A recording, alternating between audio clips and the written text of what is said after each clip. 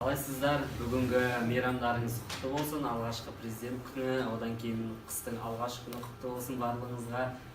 Енді бүгін сіздерді бұл жерге жинаудан мақсатымыз халықтың арасындағы профилактикалық іс-шаралардың деңгейін жоғарылату мақсатында. Яғни ауырып еміз дегенше ауырмайтын жол ізде деген халқымызда мақал бар. Вот сол мақалға сүйене отырып біз жаңа айтып отқан аурудың емін іздегенше сол аурудың алдын алу жолдарын үйрету, халықтың арасында соны жоғарылату мақсатымыз болып табылады. Енді Құдай қаласа міне бүгін біздің екінші ден алоя күні, яғни алоя күні ұйымдастырылып отыр. Алдыңғы несінде кардиологиялық аурулардың алдын алу болса, бүгінгі күнімізде біз гастроэнтерологиялық аурулар, яғни асқазан ішек жолының аурулары бойынша сөз қозғайтын боламыз. Енді жалпы мен алой деп айтып жатырмыз қанша уақыттан бері. Мысалы біреуіңіз 5 жылдан бері айтасыз. Біз мысалы мен өзім 1 жылдан бері алой деп айтып келем, ал біреулер 2 айдан бері алой деп айтып келеді. Вот енді сол алой туралы кішкентай тарихы бар, өзінің мысалы.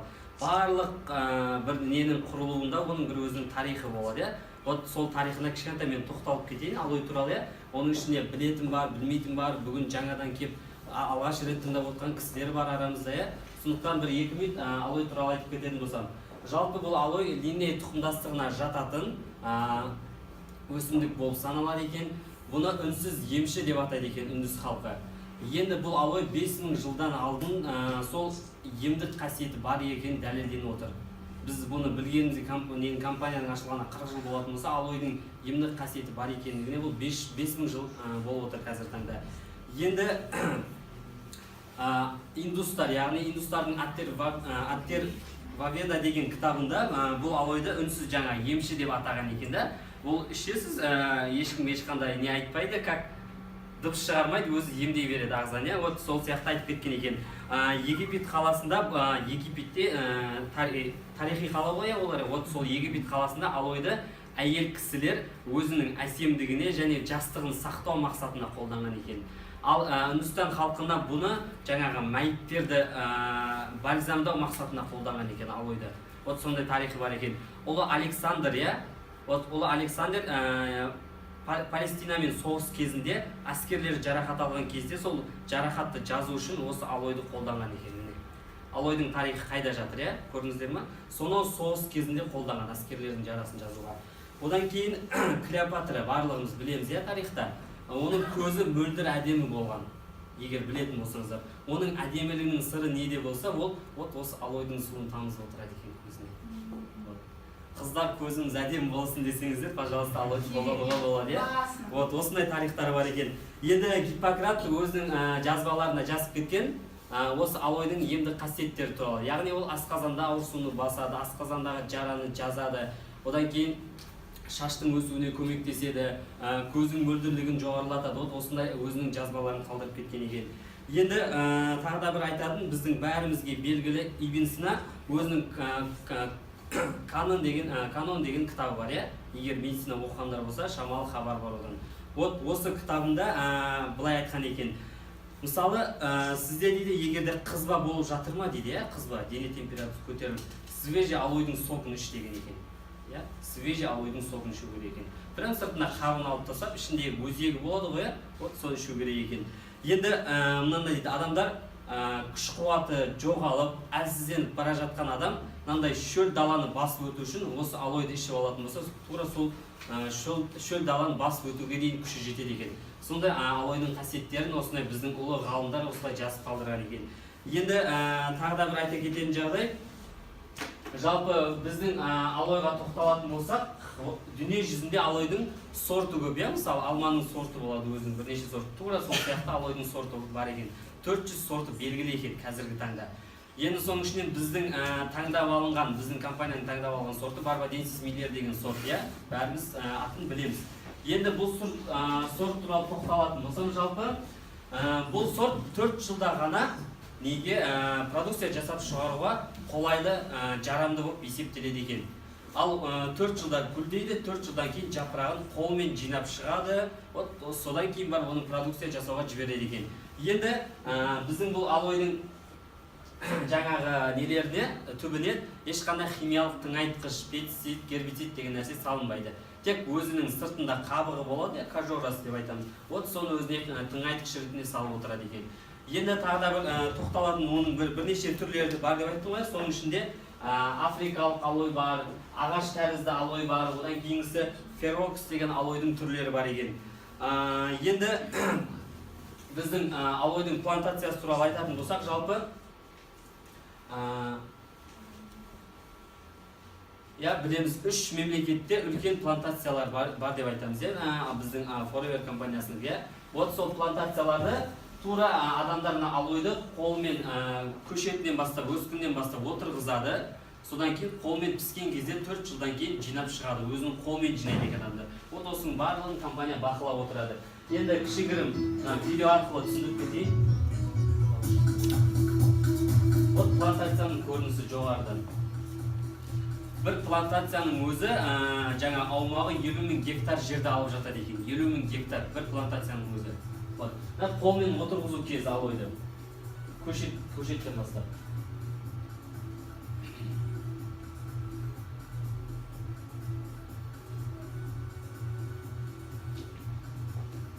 Жинап жатыр қолмен. Отырғызуда қолмен, жинау кезінде де қолмен барлығы.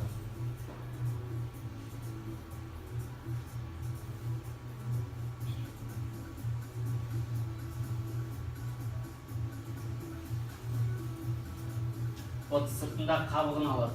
Өйткені қабығында аланин деген зат болады екен. Аланин деген зат, дәмі ащы болуы сол аланинден болады. Ал біздің алойдың дәмі ондай ащы емес, өйткені оның құрамында өзінің өзегінде аланин емес, ациманан деген зат болады. Ациманан деген зат ол ағзада регенерацияны күшейтуші қасиеті болады екен.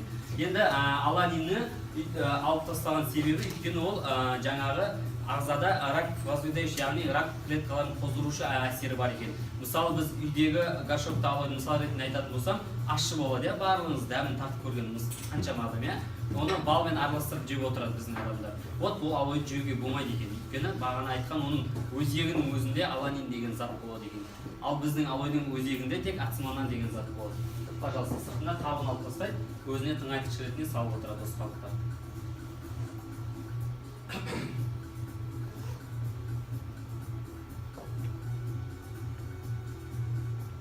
Алойдың қабығы алынғаннан бастап уже алойда реакция жүре бастайды екен. Ол егерде мысалы өсіп тұрған алойдың қабығын кесіп алып қоятын болсаңыз, сол жерде оттегімен реакция түседі да, сол жерде не басталып кетеді, онда алойда уже өзгеріс басталады. Сол себепті алойдың қабығын жаңағыдай түсірмей өсіреді екен соған қарап.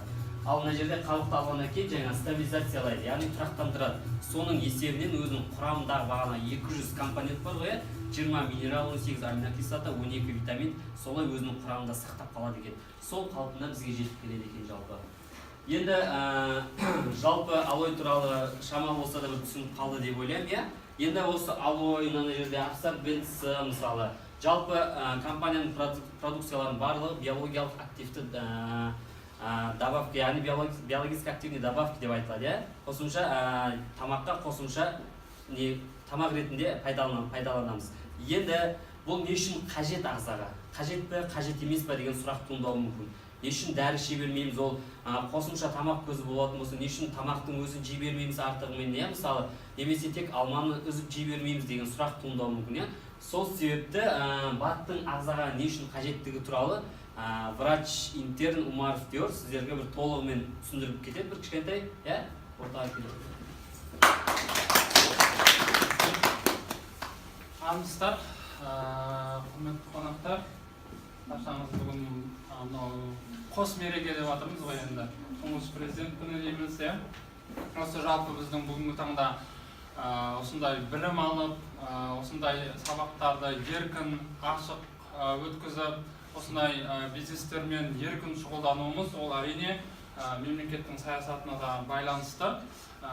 Мен ойлаймын, осындай бізге мүмкіншіліктерін жаратқаны ол президентіміздің жүргізіп жатқан нәтижелі саясатының арқасында деп. Бүгінгі деналойға бірінші рет келіп отырғандар бар ма? Бірінші рет қатысып отырғандар. Рахмет, керемет. Бұл деген сөз бізде осыны өткізіп жатқаннан нәтиже бар деген сөз. Құрметті қонақтар, мен енді қазір сіздерге мынау жалпы бат өнімдері деп жатамыз. Қазіргі таңда жалпы мынау Қазақстан мемлекетінде енді еніп жатыр, бұл Еуропада қанша жылдар болды бұл бат өнімдерін қолдану, яғни профилактикалық шара ретінде, ал біз оған енді көшіп жатырмыз. Сондықтан көп адамдардың бат өнімдерге деген көзқарасы басқашалау болуы мүмкін. Мен қазір сіздерге бұның организмге қаншалықты қажет екенін айтып кетемін. Яғни менің бүгінгі осы айтатын ниемді мен қысқаша ретінде здоровье мудрых гонорар деп таңдап алдым. Так, осыдан бір 50-100 жыл бұрын артқа қайтайықшы, біздегі аталарымыз, әжелеріміз қазір көп немен неғылады, не үшін оларда денсаулықтары мықты болды. Және бір нәрсе айтылады, не үшін сол кезде онкологиялық аурулар дейміз, басқа да ауруларды кездесу жиілігі аз болды деген конфликт бізде көп кездеседі. Бірақ бұған бір гипотезалар ұсынылады, бір 100% нақты бір не айтылмайды, себеп айтылмайды. Соған бір гипотезалар ұсынады, яғни ол кезде олар витаминдерді, минералдарды қажетті 100% қолданды деп айтады, және де мынау спорт жағынан жақсы шұғылданды деп айтады. Ал қазіргі таңда да біз қолданып жатырмыз ғой, күнделікті жеміс-жидек жейміз, спортпен шұғылданатындар бар. Ал менде сондай сұрақ туындаған, олар ол кезде де дәл сол не қазір де сол болып жатыр. Бірақ та мен қазір аудитория сұрақ қойым келіп жатыр. Сіздерде қазір аудиторияда немесе айналаңыздағы адамдарда 80-90 жасқа келген адамдар бар ма? Қол көтерейікші, айналаңыздағы адамдар. 80-90. 100-ге келгендер ше? 100-ге келгендер, 100-ден асқандар. Уже жоқ, Ал енді тағы бір сұрақ. Айналаңызда инсульт, инфаркт деген ауруларға шалдыққан адамдар естігендеріңіз болса, мысалға, бар ма? Қол көтерейікші? Көп, онкологиялық аурулар ше? Партия версіз қолын көтеріп жатыр. Енді мен бұл сұрақтарды бекер қоймадым. Бүгінгі таңда бізде бұндай аурулар өте жасарып кетті. Мен бір пример айтып кетейін. Инсульт деген ауру қазіргі таңда кездесу несі 19 жастағы, ойлайсыздар ма? 19 жастағы қыздарда кездесіп жатыр. Бұл деген сөз, бұл қоғамға туып жатқан бір үлкен қауіп деген сөз. Бұлан енді шығудың жолын іздестіру керек. Жаңа Исламбек өте күшті немен бастады, яғни ауырып ем іздегенше ауырмайтын жол ізде деп. Яғни біз бүгінгі таңда ең бірінші кезекте 3 мәдениетті қалыптастыруымыз керек. Біріншіден тағамдану мәдениеті, екіншіден ол спорт, движение, культура движения дейміз, үшіншіден эмоция. Культура, эмоция. Осы 3 культураны қалыптасса, бізде профилактика 100% болады. Енді бүгінгі таңда ең бірінші мен тоқталатын мынау тағамдану мәдениеті, яғни культура питанияға мен кеңірек тоқталамын. Қалай ойлайсыздар? Қазіргі таңда біз қолданып жатқан мынау жеміс-жидек, көкөністер біздің организмді 100% қажетті қоректі заттармен қамтамасыз етіп бере ала ма? Жоқ. Оған дәлел келтірейік. Жоқ деп айтып қойсақ болмайды. Вот смотрите. Мына жерде 1989 және 96 жылдар аралығында жүргізілген зерттеу, бұл Европада жүргізілген зерттеу. Қараңыздар, например, мына жерде нені аламыз? Так, яблоко алайық, қараңыздар. Яблоко, так, 80 жылдарда жүргізілгенде 5% екен, ал 90-дағы жылда 1%. Құрамында С витамин. Құрамындағы С витамин. Ал енді қазір 0-ден 0,05 десек болатын шығар, примерно мына статистикамен. Бұл деген сөз нені айтып тұр? Значит, 80-ші жылдардағы егерде біз С витаминді организмді 100% ету үшін 2 алма жесек жеткілікті. Күніне. Ал енді 90-ші жылдары қараңыздар 1% деп тұр. Значит, күніне қанша алма жеу керек? 6 килограмм. Ал қазір ше? Қазір вообще көп жеу керек, иә? Вот. Енді қараңыздар. Бұл зерттеу, яғни Европада жүргізілген, тағы айтады, например, витамин Е, сильнейший антиоксидант.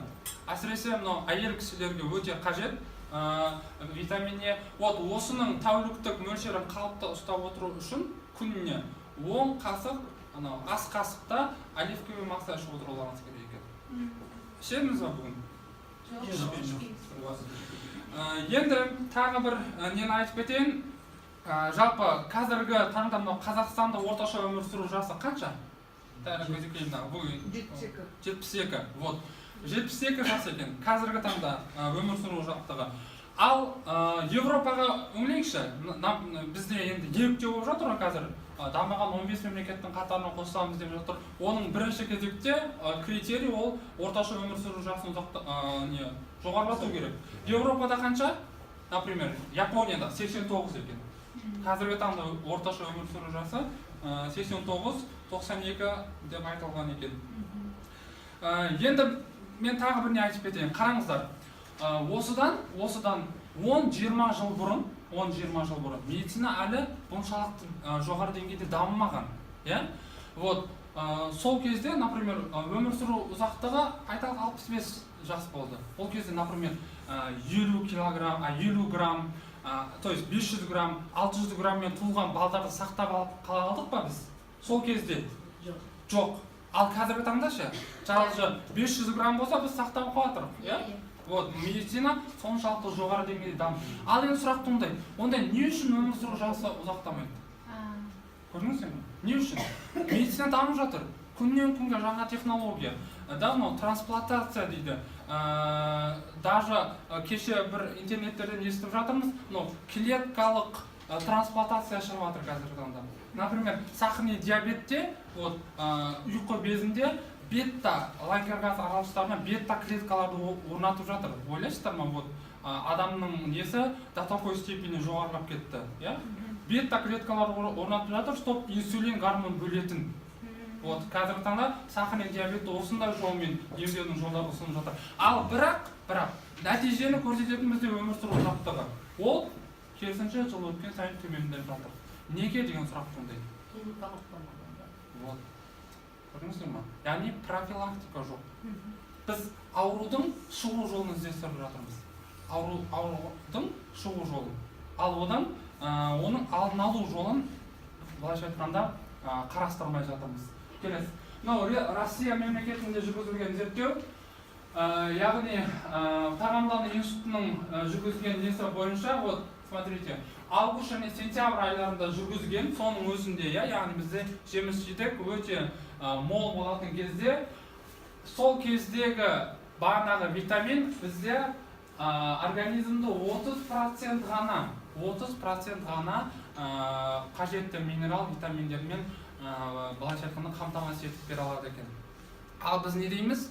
Жаздың күні алманы, жүзімді, өрікті мол кезде жейміз дағын, келесі жазға дейін жетеді осы. Витаминді запас етеміз дейсіздер. Ал қараңызшы, ол сізде 30% ғана қамтамасыз етіп отыр. Енді бұдан шығу жолы қандай? Яғни біз клетканы қалай